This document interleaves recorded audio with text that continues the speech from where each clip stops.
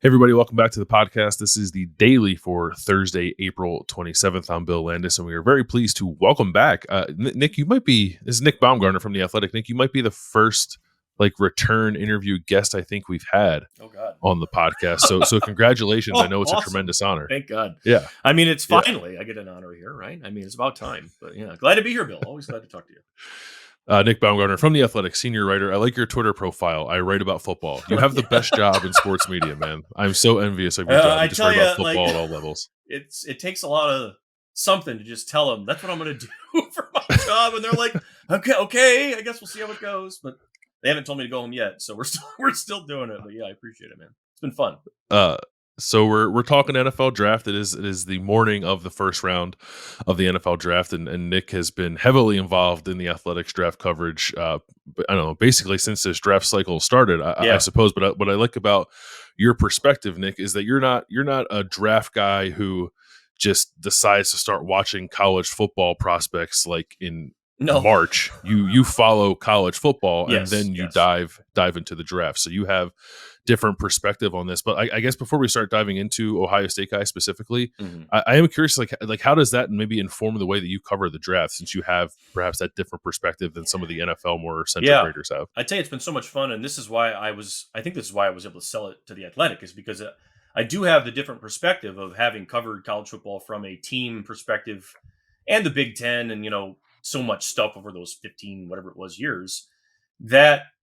And I'm a nerd with it anyway, and watching these kids from high school, watching them grow up as players, watching their full context, which is so important. It's so much more important than what they test, or so many times, often even what they show in some instances on film, like how they're acting, how they're reacting, what they're about, what they're like. And it's just like studying them more as individuals. And that's what I've done over the last couple of years, I'd say, maybe the last 2 years, really the last year in general, is like, I watched every game I could last season, in college, more than I did probably NFL games. I still cover the Lions. I try to follow them, but I watched more college in season than I probably ever have. But I didn't watch it from a team standpoint ever. I never cared or had any investment in any win or loss. It was just I'm just trying to watch guys for their own growth. You know what I mean? So it's been really fun, and it's been cool. And I think it's helped to try to keep that I try to keep where a guy was when he signed his letter of intent out of high school. What was he thought of? What was he supposed to be? What wasn't he supposed to be? I try to keep that in mind as much as anything when we're talking, because it was only 4 years ago. And I think that gets lost a lot in this whole discussion every year. All right. So we had a long discussion about this on our Tuesday morning episode. So I apologize, I guess, to our listeners for belaboring the point, but you have perhaps a different viewpoint on this than myself and Austin Ward had when we were talking about it on Tuesday. What is happening with CJ Stroud? Why I know why the smear campaign against the Ohio State quarterback? This really is, right? I mean, that's what it's turned into. So the S2 scores leaked, and whether or not they're real or not, I guess, is whatever, right? And he had the lowest one. I think that's the starting point of the whole deal. And that ties into a similar thing that Fields had, although I don't think it's as bad. I think Stroud's actually probably further along. In that it's that hesitancy in the pocket.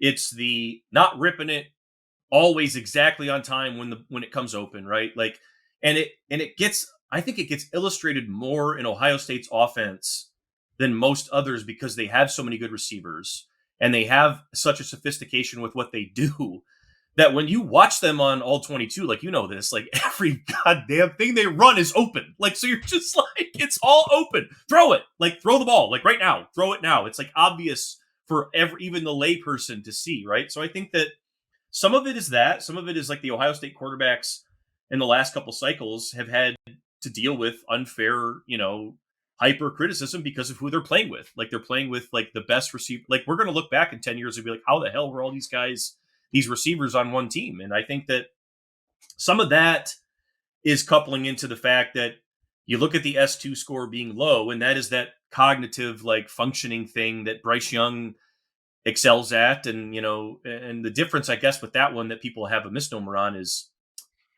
it's hard. And then we're going to get into the weeds here, Bill, because the S2 test, I think, measures like your mental capability to function under stress and all that, like at 15 Mhm. years old. And you are what you are for the rest of your life. Like whatever CJ Stroud was at 15, he's that today and he will be at 30. But and Bryce Young's ahead of him. We know that. He's a better, better in the pocket, a better improvisational player, all that. But what we fail to remember is that CJ Stroud is 20 years old and that by 24, he is going to be so much better with his like reaction time, time on task, motor skills, everything from the pocket. He can improve his pocket presence. He will improve his pocket presence. And I think a lot of it is he's getting caught in the wash because teams need to trade. They need to move, and he's the guy that has the most sort of like intrigue at the highest level. I think Levis is a lot of the noise on him is BS. I don't know how people see Will Levis as a better prospect than CJ Stroud. I don't like that. Doesn't Mhm. make sense to me right now, and it didn't make sense to me a month ago, 2 months ago, whatever. I do understand how someone could see Bryce ahead of him, right? But I think it's a lot of things, but I think those two things are tied. It's that low test score and the fact that he has that stuff on tape where it's like he pats the ball too long or holds on to it too long, or maybe he doesn't rip it as much as you'd like, as early as he'd like, or whatever. But a lot of it is nitpicky, and he's a really good player. I think that's where you land on it, right? Yeah, yeah, and I'm admittedly probably too close to it, and don't have the perspective of watching all these other guys as closely as you have. Um, but like watching CJ throughout his career, from my vantage point, I was like, oh, this guy sees the field really well. Like he Right. understands pace, and I thought through with decent anticipation. The one thing that I do wonder with Ohio State sometimes is like their receivers are so good, to your point, that Ohio State's quarterbacks are more willing to hold on to the ball longer because they Yeah. know like eventually they're probably going to get I think open. that's a huge part of it. Um, Mhm. so maybe that pops up too, but I don't know. I guess what I'm asking you, like, am I wrong in thinking that CJ Stroud is a pretty good processor? Is that is that No, I is don't that think actually I don't in think this so because process? I think he's better than Fields was. I think he's better than Fields was. I think he's an advanced player in that regard. I think he's a better passer than Fields was. I think he doesn't have to rely on the things that Fields sometimes had to rely on, like the thing you just said, waiting for somebody, maybe sometimes an improving on a route because you know that so and so is just going to cook somebody and you're going to get a freebie here. Like CJ didn't have to do that as much. And he didn't have the legs. He didn't have I mean, he can run if he wants, but that was always, and I always like looked at why doesn't he run more? I'm like, I don't give it. Like, I don't care I don't care if he ever Mhm. runs. Like, you know what I mean? Like, I want him to stand in the pocket and be comfortable standing there and surveying and throwing. No, I agree with you, Bill. I just think he's a super young quarterback who has played like he wasn't even a big time recruit. I don't think like he was a good recruit, but he Not until wasn't. the very end. Yeah, Yeah, like he blew up late. I Yeah. remember Michigan, like Harbaugh liked him for a minute and liked him a lot. Toward they wanted him toward the end, but like they were one of the early ones with Ohio State, maybe some others, but it was a late developing thing with him, and he was always kind of a younger guy who had this like natural sort of thing that you had to keep coaching. And it's like the thing that I hate it because I think that too many people get caught up in like not trusting the idea that these coaches know what they're doing with these quarterbacks. Like, don't give up on these guys. Like the GMs and the owners, they want to give up, and if it's not immediate, whatever. I don't know. The one thing I guess I do worry about with CJ is like if he ends up on a horrible team like Houston that sucks, and it's bad for him and it dumps on his confidence, like that I think could be a problem. And that is also why I think maybe teams are hesitant. So that actually leads me into what I wanted to ask you next. Like, because you, in addition to watching these guys, you do the mock drafts, you assess team needs, and have a Hmm. fairly good understanding of kind of how these NFL teams operate. In your mind, it sounds like CJ's not going to go number one. No, So, so take that off the table. I guess he's not going to go to Carolina. Is there a team that you look at and say like, okay, that's the ideal spot for a player like CJ to land in the first round? I love him with the Colts. I mean, frankly, like I'd hate him with Houston. I would have liked him with Carolina, and it's for the same reason I like Young there. I like the coach. I like the situation they have.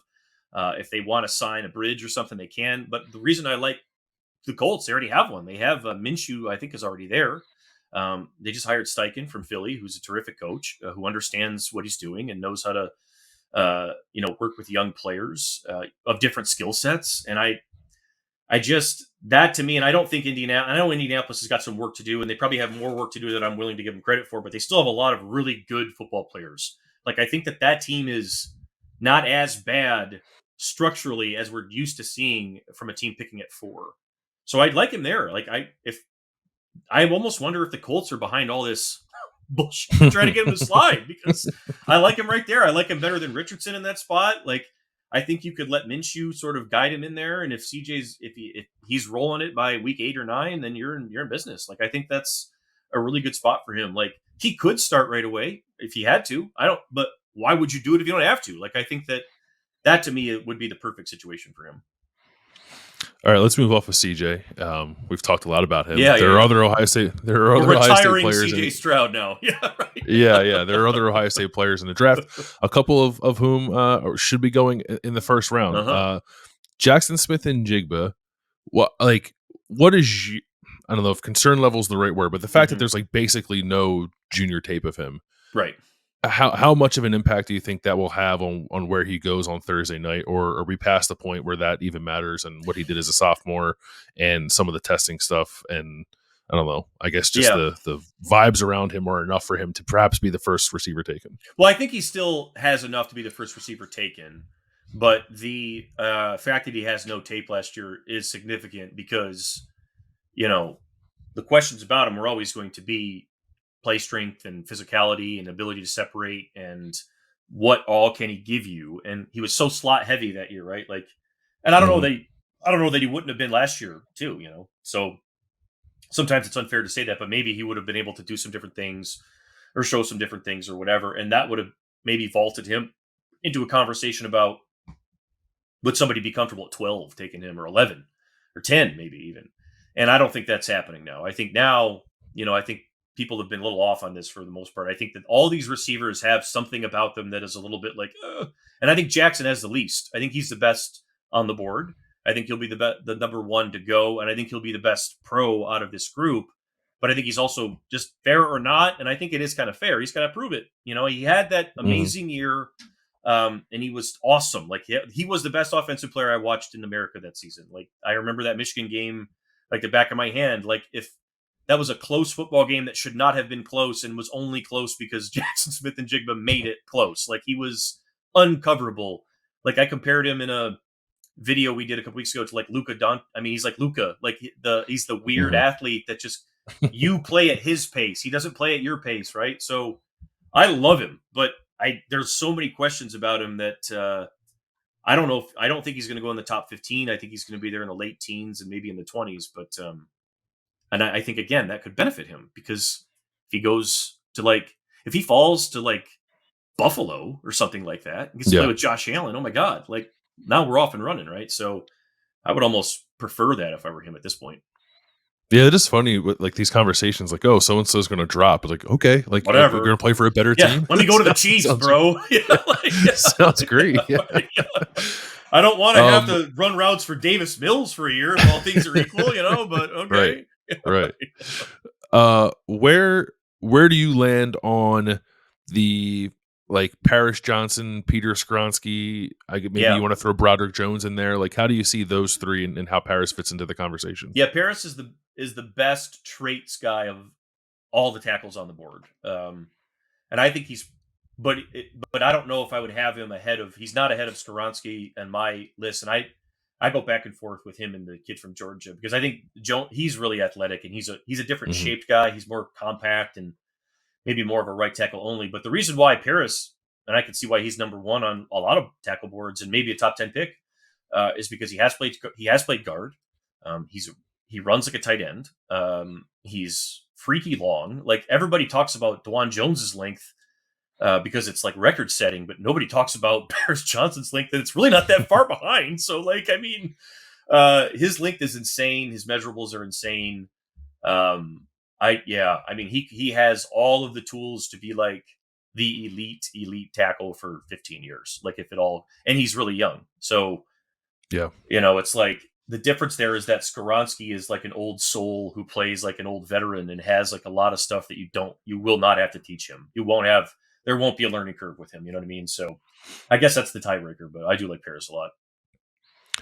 You were at the Senior Bowl, right, down in Mobile? Yep, I was. So, like, DeJuan Jones was down there and had, like, a really good first day He and then did. just, like, shut it down, and Yes. I was like, "Good for you, man." Like, I was don't, too. like, strike while the iron's hot. Like, I respect that move, but then, like, the combine pass, and then I think he didn't do much at all. He didn't do anything No, at Ohio State's pro day, and then I'm like, all right, like I think maybe that you I took that didn't a little like. too far. I think you took that too far. So like, where are you with Dewan? Like, because there was a time where it's like, oh, if Dewan might sneak into the first round. Like, I'm not Yeah. there now, but No. I think he's probably still like he's still day 2 and potentially early day 2. Like, Yeah, how do you feel about him? I think so too. Like, I think he's day 2. Like, Dane always brings this up when you talk about Dewan because there's so many scouts there's a lot of scouts that were like, no way, day 3. I don't want anything to do with this guy. He's too long and stiff, and he's going to get hurt, and he can't bend, and he's not quick enough, and all this. And then, like, one day I was sitting there in Mobile actually talking to Dane about it, and I'm like, and he's like, yeah, but he's so long that, like, it Hmm. literally might not matter. Like, can he bend and get down on Von Miller and, like, or can Von Miller do anything with his length? Like, is it gonna matter? And I think that, like, yeah, I still think he's day 2, but I understand why teams are they freak out on him in some ways. And I wouldn't be shocked if he goes higher than we think too, because of sort of exactly what he showed at the Senior Bowl. It's like he walked out there. I think his first rep was against that Andre Carter, who at the time was like, people were talking about him as like a top 75 prospect. That dude's like a 6th-round pick now because Dwan put him in the stands. Like, it was like ridiculous. He dominated everybody for the whole day, and then was like, I'm done. And then came back out in street clothes and was just standing there. And I was like, okay, man. But I agree with you, Bill. Like, I would have liked to see maybe more from him at the combine or his pro day or something. I don't know, because like whatever he did to alleviate some fears at the Cedar Bowl, he needed to do more, and he didn't do more. So I think that's kind of what it Yeah, is. it's almost by essentially like shutting it down for the rest of the process. He like Right. allowed that doubt Yeah. to creep back Yeah. in. It was like too much time. It was like for that couple of weeks, it was like, shit, that was really good. And then you're like, yeah, well, that was only one day. So whatever. Yeah. All right. So, guys, I think Ohio State's looking at probably having 7 guys drafted.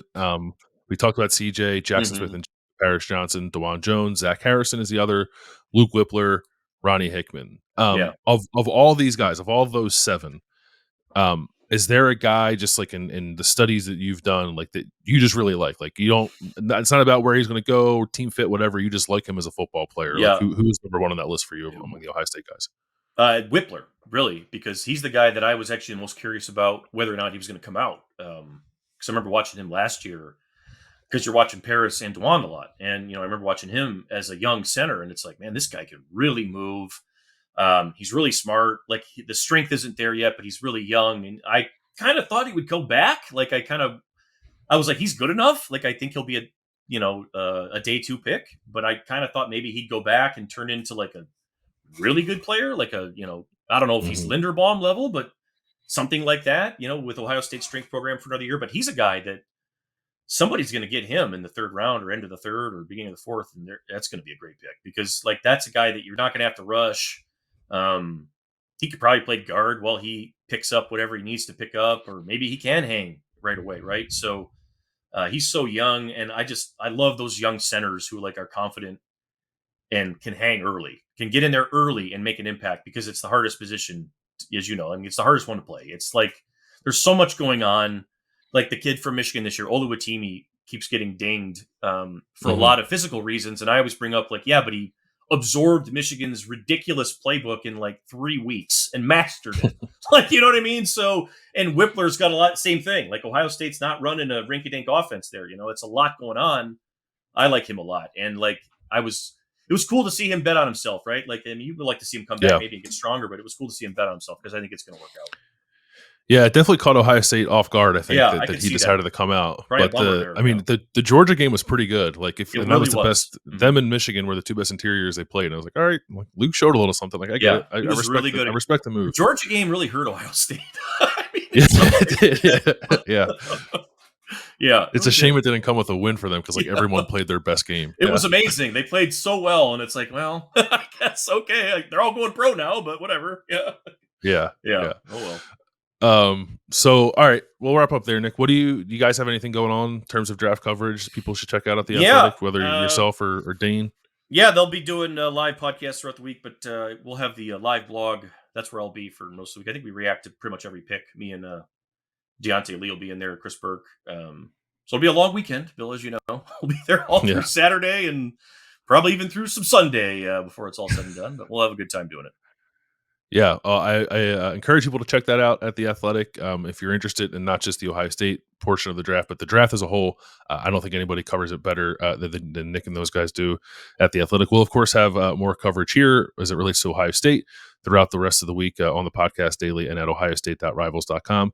Make sure to check us out there. But for now, that'll wrap up this episode of The Daily. Thank you, Nick, so much for joining us, and Anytime, we will Bill. talk to you guys later in the week.